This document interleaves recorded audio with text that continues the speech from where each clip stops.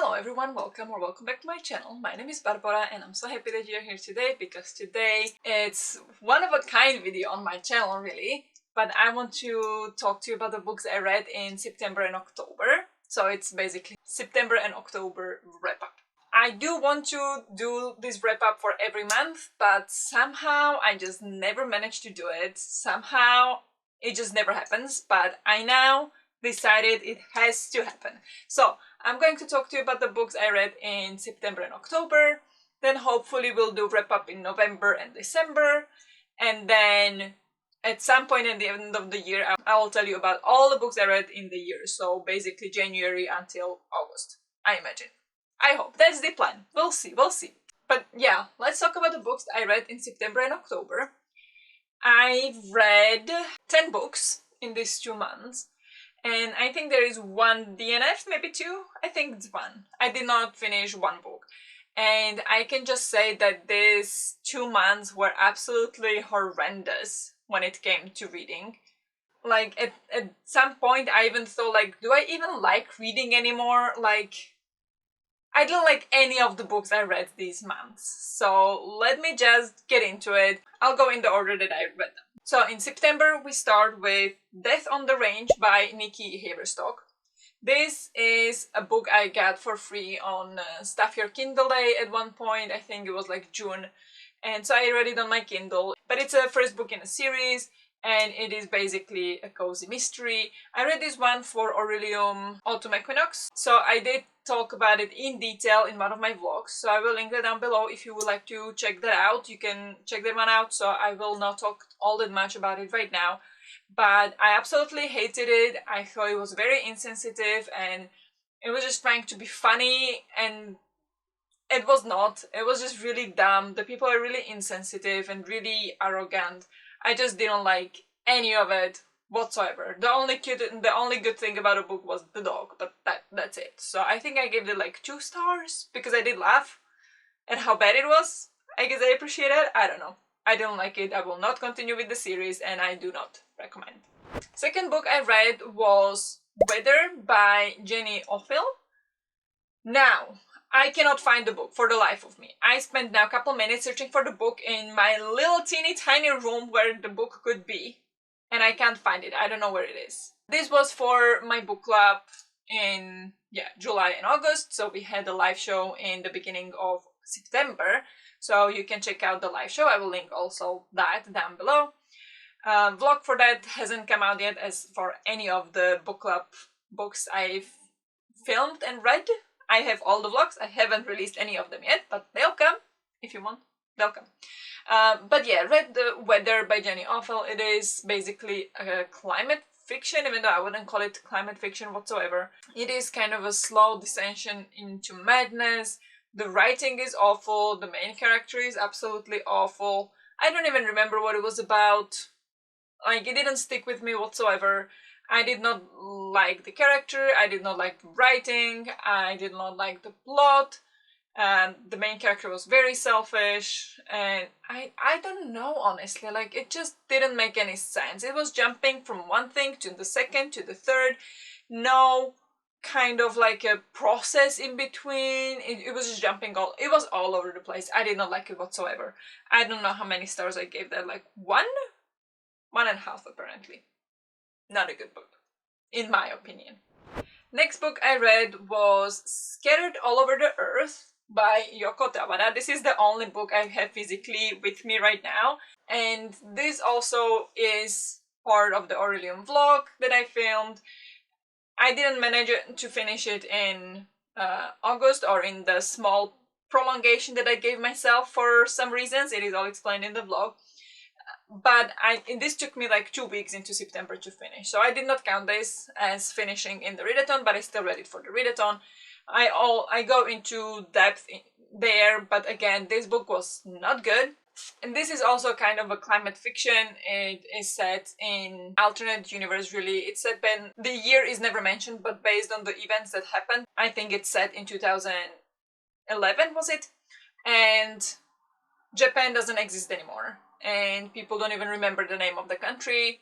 So it's like this kind of parallel universe where Japan doesn't no longer exist, and we follow the main character Hiruko, who is originally from Japan but lives in Scandinavia, who is trying to find other Japanese people to, you know, reconnect and to find out if they know more about what happened to Japan, because she doesn't know. They just disappeared. Family doesn't, you know, doesn't stay in touch anymore. It's just a whole thing. So basically we follow Hiruko. She meets other people from other places and they travel around, and I really enjoy reading it. I did enjoy reading it. I thought the writing was very, I don't know, like, it grabbed me. It really pulled me in. I really wanted to read. When I was in it, I was not distracted, which is a big deal for me, because I always get distracted when reading, but this one wasn't like that.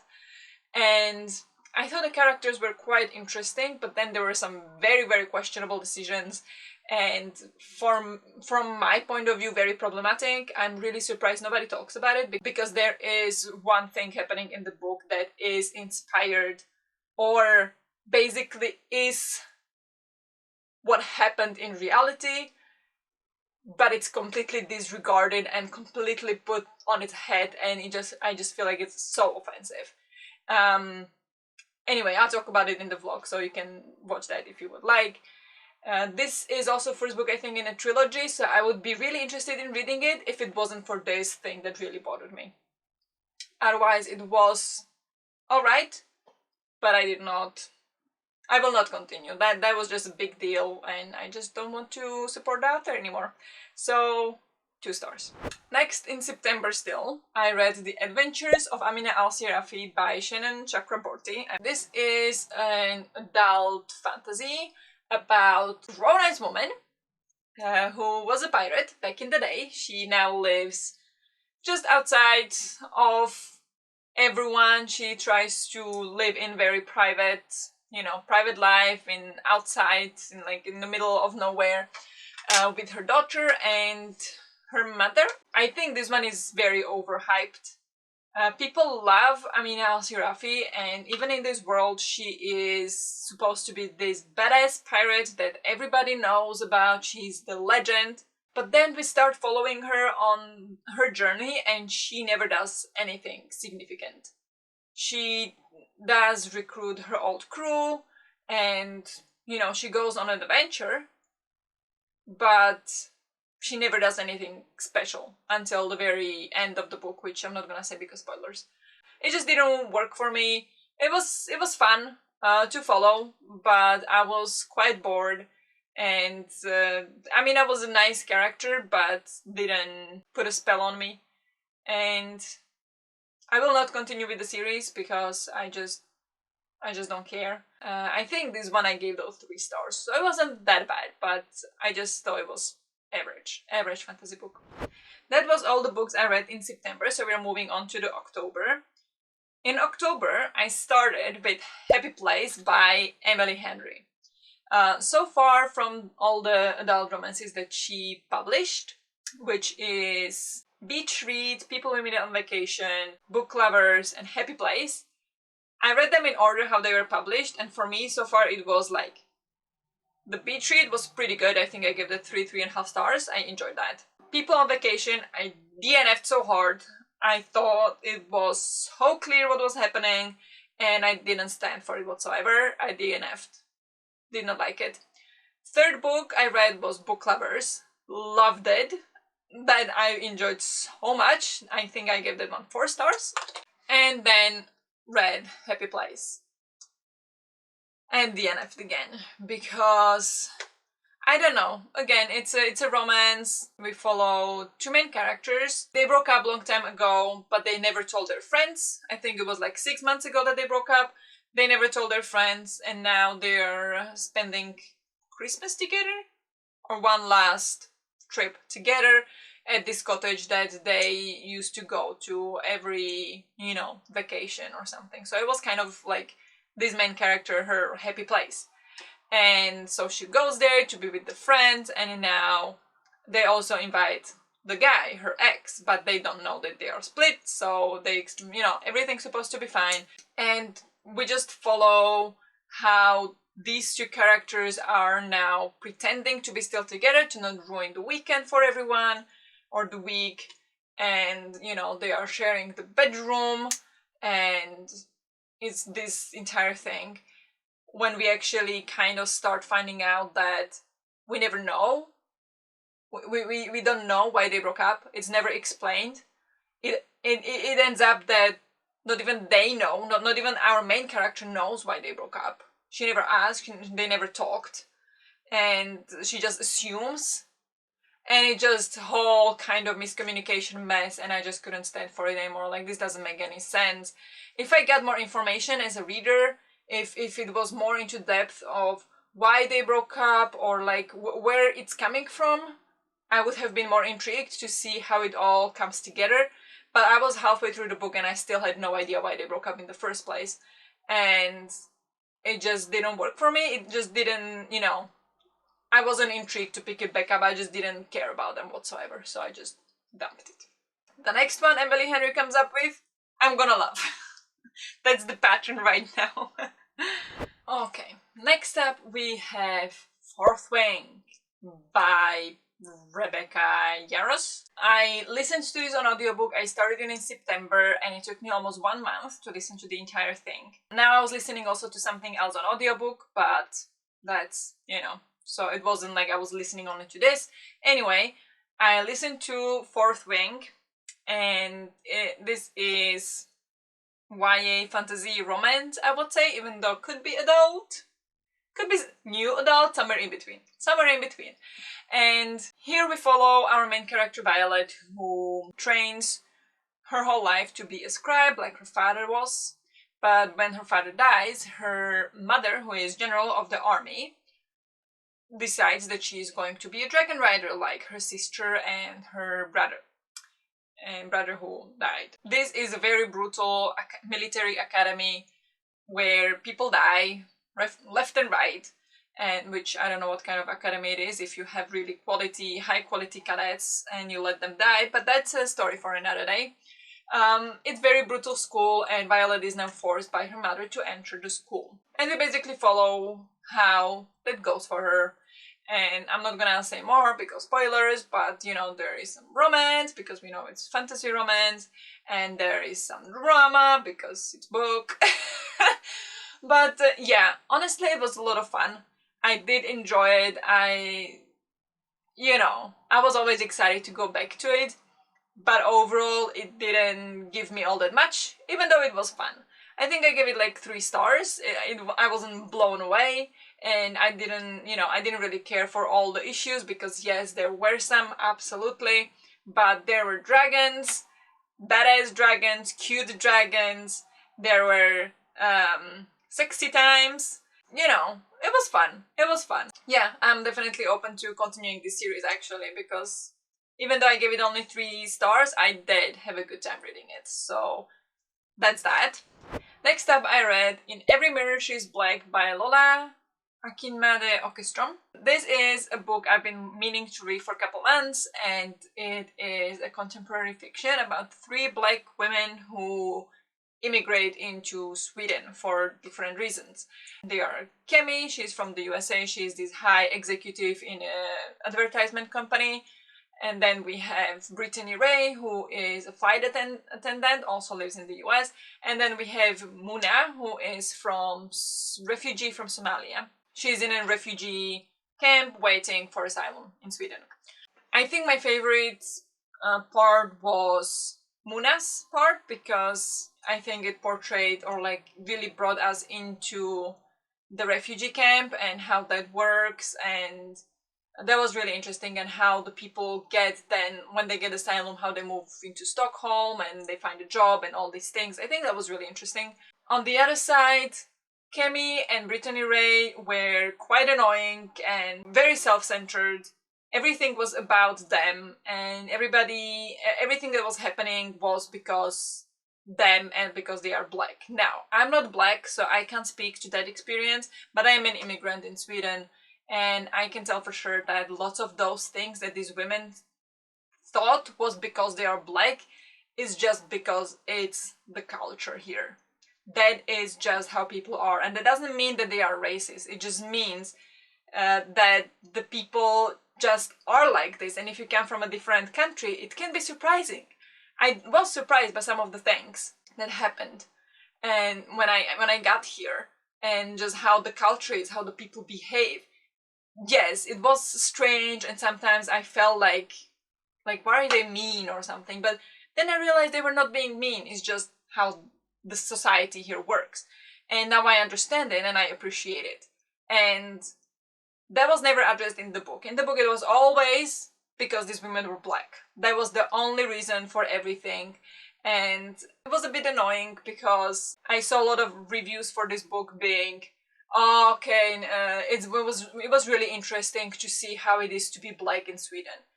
And I don't think it was a good depiction of what it is to be black in Sweden because, as I said, lots of those things were just because of a culture shock or difference in cultures, not because they were black. Now, I'm not gonna say because some of the things in the book were racist, and I can imagine people saying that, but I'm sure there are people who do. So I'm not gonna talk about that. Some of that for sure is true, but the book as a whole gave some people idea of what Sweden is like, but it's very, very subjective idea, and I disagreed with a lot of it. So I think this one got 2 stars as well, but I will continue because I'm curious how they're gonna deal with some things that happen to some of the characters and how realistic it's gonna be.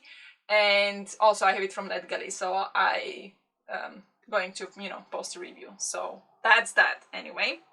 Next book I read is Sign Here by Claudia Lux. Now, this is advertised as a dark humor horror kind of story, and it's not. There is almost no horror going on. It is more of a mystery kind of book where we follow our main character Peyote, who is in hell, and his job is to recruit other people from life who are still alive to sign an agreement to bring them to hell. So for example, there was this where a girl was praying that she gets accepted to this college because otherwise her mother is gonna be really upset and angry. So she really wanted to go to the college, and so Peyote comes to this girl and says, if that's what you really want, here, sign this contract, then you'll be accepted to the college. So she signs the contract. She will get accepted to the college, she will get what she wants, but in return, when she dies, she'll go to hell and will proceed the same job. And it was quite interesting to watch that and to have this kind of storyline. I thought it was quite unique, and I really enjoyed that. But then we had this other storyline where we followed a family that went on summer vacation to the lake, and yeah, there is kind of like a murder mystery going on, and it was interesting, but it's not what I expected, and I don't think it was done very well, because then at the end I was like, what just happened? And I thought I understood, and then I went to the book club because it was for G's book club, and I was reading what people were talking about and how they were explaining, and I was like, that's what happened. That's what that meant. I completely did not understand what happened, and I just thought it should have been done much better. It was a little. The idea was great, but I just didn't like how it was done. So this one got also 2 stars. Now, next up, I read For Your Own Good by Samantha Downing. And this is kind of dark academia, thriller, mystery kind of book. And this one I enjoyed. This is the first book. I absolutely loved it. I couldn't stop thinking about it. Every time I was like, the entire time I was thinking, but I want to read this book. I want to continue reading this book because it was so much fun. There was so much happening. It was so wild that I was just like, I just need to know what happens. I laughed so much. It's not funny, but what was happening was so shocking. I was just laughing like, what is this? It was so good. And I did love how it ended. The ending I thought was really good. And maybe a little bit open-minded, like you can kind of go on from there yourself, like what do you think actually is going to happen, but not too open as in everybody can have, completely different opinions. I think it does point certain direction. But I don't know, I just really enjoyed this book. I gave it like 4.5 stars. It was really good, and I will definitely read more about this author because that was so much fun. And then the last book I read in October was a reread for me, and it was graphic novel / memoir. It's called Genderqueer by Maya Kobabe. Now, I would bet that you maybe have heard about this book. It's been talked a lot about it, especially by people who talk a lot about banned books, because this is probably the most banned book in schools right now, especially in the USA. I don't know about Europe. But this is basically about Maya and her life growing up and discovering sexuality and identity and who he is. Maya uses the pronouns, I forgot the name of them, but it's e, er, so removes the first er, so removes the first, so it's not he, she, but it's without those, so it's like e. Yeah, so it's e, I think. But yeah, so he talks about the life and growing up and all kinds of experiences. And I think for me, as someone who does not understand how it feels like to be non-binary or to not identify with either gender, I was a tomboy when I was little, and I never thought like I was the the typical girl or whatever, but I just didn't care, and I was just like, I just did my own thing and I didn't care what anybody thought or said. So so I don't understand what it feels like to be non-binary, and I think this book really explains it quite well, that it makes it almost understandable. Like, I don't think we can ever fully understand what it feels like until we experience it. That's what I mean. So for me, I think it made it much more understandable. So in that way, I really, really appreciate it. It was really pretty illustrations and everything. It flows really well. However, it is a banned book, and that is why so many people are like talking about this book. It is banned in middle grade and in high school. And I personally would say that I understand why it's banned in middle schools, because there is some explicit content between two people dating. And it is very, for my taste, I wouldn't want my 10-year-old kid seeing that, regardless if it's non-binary, trans people, straight people, whatever they may be. It is inappropriate, in my opinion. And I totally understand why it is being banned in middle school. In high school, I think that would be up to the educators to decide, like, if they think it's appropriate for the children or for parents to decide. I think it's more of an adult content, but I think the lines are blurred from about 15 higher. But until then, I don't think it's suitable. So that's all. And it is available online, so if you really want to, you can go and see it for yourself. There are really some explicit pictures that if you imagine you are 10-year-old seeing these pictures, what it's gonna, put in your head. It's not exactly appropriate, in my opinion.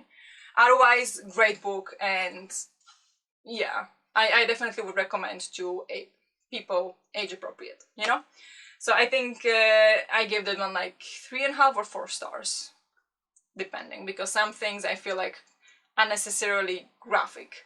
That's just, my personal opinion. I'm not gonna tell anyone how to tell their story. I'm just, saying my opinion and what I think. But yeah, that is all I read in September and October. It was not 2 good reading months. I read lots of books I did not enjoy, but then at the end I did read one book that I absolutely loved. I don't really count the graphic novel because I already read it before and I knew it was good. But then For Your Own Good, finally, I really, really loved that one. So I really enjoyed it. So that is all for this wrap-up. So if you've read any of these books and would like to discuss with me, please comment down below what you thought about them. Let's talk about them. And yeah, thank you very much for watching, and I'll see you in the next one. Bye!